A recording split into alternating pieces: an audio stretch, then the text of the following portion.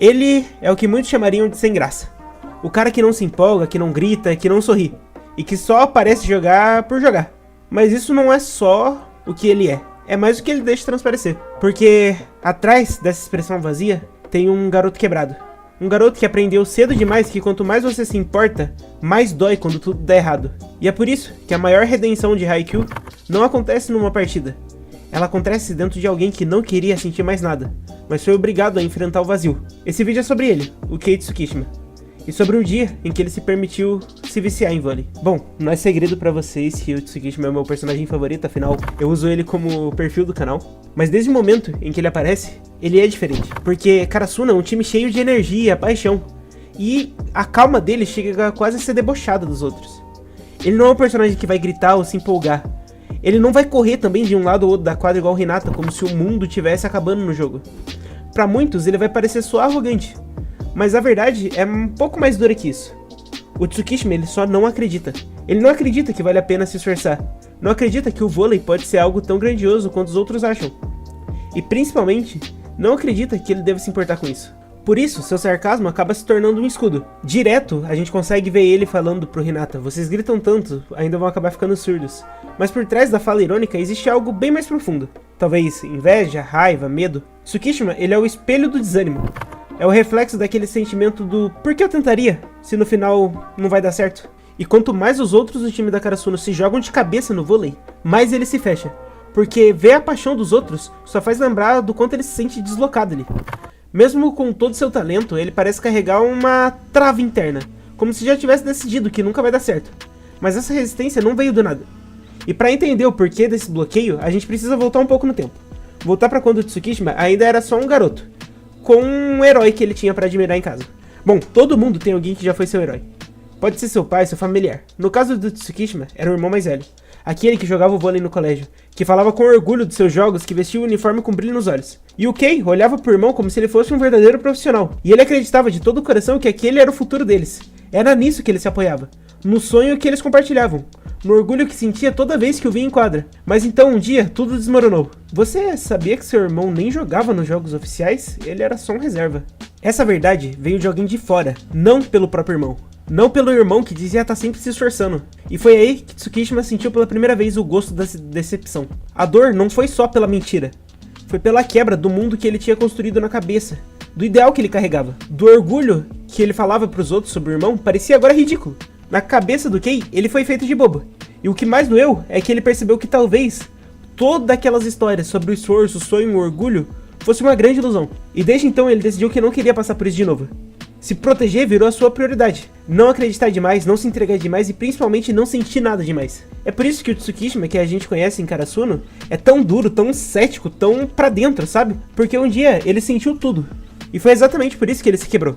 Só que Haikyuu é uma história que pega pessoas quebradas e lentamente as conserta. Principalmente no Karasuno. Tsukishima entrou no Karasuno carregando ceticismo, mas encontrou um time que tinha muito coração. Era impossível não sentir a diferença.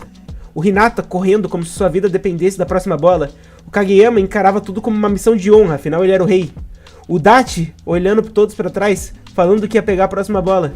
E até os mais calmos, como o Asahi ou o Suga, tinham aquela paixão. O Tsukishima, por outro lado, ele tinha uma pose sarcástica, distante. Mas, no fundo, cada pequeno momento ao lado daqueles caras começava a corroer esse seu escudo. Porque, como que eles ainda acreditavam tanto? Como que eles conseguiam se entregar desse jeito, mesmo com as derrotas, os erros e as limitações? A resposta estava em cada treino, cada queda, cada apoio mútuo. E principalmente no Yamaguchi. Yamaguchi era um amigo que sempre estava ali. Não forçava nada, não exigia mudanças, mas nunca deixou de acreditar no Tsukishima. Mesmo quando ele era fechado, mesmo quando ele duvidava de tudo, Yamaguchi via mais. E essa amizade silenciosa e leal foi o primeiro sinal de que talvez o Kei ainda estivesse tentando sentir. Por fora, ele não ria dos discursos de paixão que o time dava. Mas por dentro, aquela casca estava começando a se rachar. Aos poucos, sem perceber, ele estava sendo contaminado por essa energia dos outros. Pela vontade de melhorar e pelo desejo escondido lá no fundo dele de voltar a acreditar. Esse processo ele é lento e doloroso. É o que torna o arco dele tão verdadeiro. Porque, às vezes, a maior batalha não é contra o adversário. É contra o seu próprio coração. E tem momentos que não dá pra contrariar o coração. Momentos que parecem comuns, mas que silenciosamente mudam tudo. Pra Tsukishima, esse momento foi uma simples conversa durante uma noite qualquer em um acampamento de treino. Ele tava ali, em silêncio, tentando entender porque todo mundo parecia ter essa chama que ele não sentia. E é nesse instante que o Bokuto chega e pergunta pra ele: qual foi o momento mais divertido pra você jogando vôlei? O Tsukishima não consegue responder, mas é porque ele nunca sentiu de verdade, ele nunca se permitiu isso. Essa frase, aparentemente simples, foi uma faísca na escuridão do Tsukishima, porque no fundo, ele também queria sentir aquilo. Ele só não sabia como, ou talvez ele tivesse medo. Medo de se entregar, medo de se quebrar de novo, medo de acreditar e voltar machucado. Mas algo começa a mudar depois daquela noite. Aos poucos, a frieza vai dando espaço para uma curiosidade. O Tsukishima não quer mais apenas jogar bem. Ele quer entender, ele quer viver aquele momento. Quer sentir de verdade o que é estar em quadra. E a partir daqui, ele começa a busca. Mesmo que ainda não admita, e mesmo que ele ainda negue, o garoto que antes zombava da paixão dos outros, agora tá caindo de cabeça nela. E nessa partida contra o Shira Torizawa, o Karasuno tava enfrentando o impossível. O Shijima, o craque número 1 do lado esquerdo do Japão. É um monstro em quadra. Cada ataque dele era como uma sentença de morte. Um peso que esmagava toda a defesa. Mas havia alguém observando isso o tempo todo, estudando, calculando cada mínimo detalhe. O Tsukishima, com sua mente afiada e postura contida, ainda não mostrava tudo o que estava sentindo, mas por dentro ele estava ardendo de paixão nessa partida. Quando todos estavam movidos pela emoção, Tsukishima usava algo ainda mais afiado, a sua inteligência. Ele não ia vencer na força, nem na impulsividade. Ele ia vencer com frieza, com precisão. E então, depois de tantos sets, tantos ataques e tantas tentativas de bloqueio que não davam certo,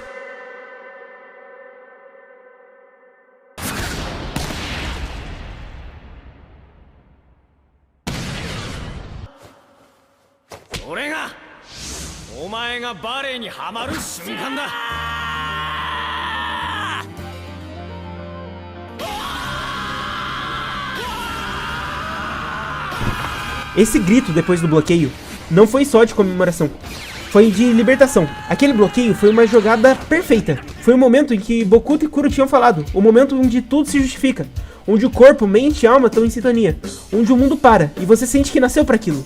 E pela primeira vez o Tsukishima deixou a paixão falar mais alto. Ele não precisava mais fugir. Ele ficou viciado em vôlei. O garoto que não queria se machucar, que zombava de quem sonhava demais, agora gritava como alguém que entendeu. É por isso que vale a pena se entregar? E depois desse bloqueio, nada mais foi igual. O Tsuki não virou outra pessoa. Ele não passou a agir como Hinata, nem a gritar como Bokuto. Ele continua sendo ele mesmo, mas ele entendeu o que significava se importar. Porque, diferente de muitos personagens de Haikyuu, a evolução do Tsuki não foi sobre técnica, foi sobre coração. Ele sempre teve o talento, sempre teve a inteligência. Mas o que ele não tinha era o porquê lutar. E agora, com esse porquê claro, ele virou esse pilar do Karasuno. E isso é o mais bonito. Tsukishima não precisou mudar nada quem ele era. Ele só precisou aceitar que sentir dor faz parte. Que se importar não é fraqueza. É sinal de que você encontrou algo que vale a pena. A partir dali, ele jogava não só com os braços, mas com a alma. Pra mim, principalmente, o Tsukishima nunca foi um herói barulhento que gritava igual Hinata. Um protagonista explosivo. Ele é o tipo de personagem que vai te conquistando no silêncio e no tempo. Ele não luta contra um adversário externo explícito. A batalha dele sempre foi interna. Contra a apatia, o medo de se importar e o trauma de ver o irmão falhar. Tsuki não é sobre talentos que brilham, mas sobre muros que caem. Muros internos. Ele mostrou que crescer não é virar outra pessoa. É descobrir o que já tá dentro. É ter coragem de usar. Essa é a maior redenção de Haikyuu. Porque a história de Tsukishima não é sobre a vitória, é sobre o reencontro. De alguém que achava que não sentia nada. E descobriu que só estava se protegendo demais. No fim, ele não gritou por raiva nem por vaidade. Aquele grito foi o som de alguém que finalmente permitiu a si mesmo sentir o vício em vôlei. Porque, às vezes, a maior vitória é contra o próprio coração. Mas enfim, muito obrigado por me ver até aqui. Espero que você tenha gostado. Tô tentando manter essa frequência de um vídeo novo toda semana. Se você tiver gostado, seja membro. Dá se inscrever e um like no canal, isso ajuda muito. E a gente se vê até semana que vem.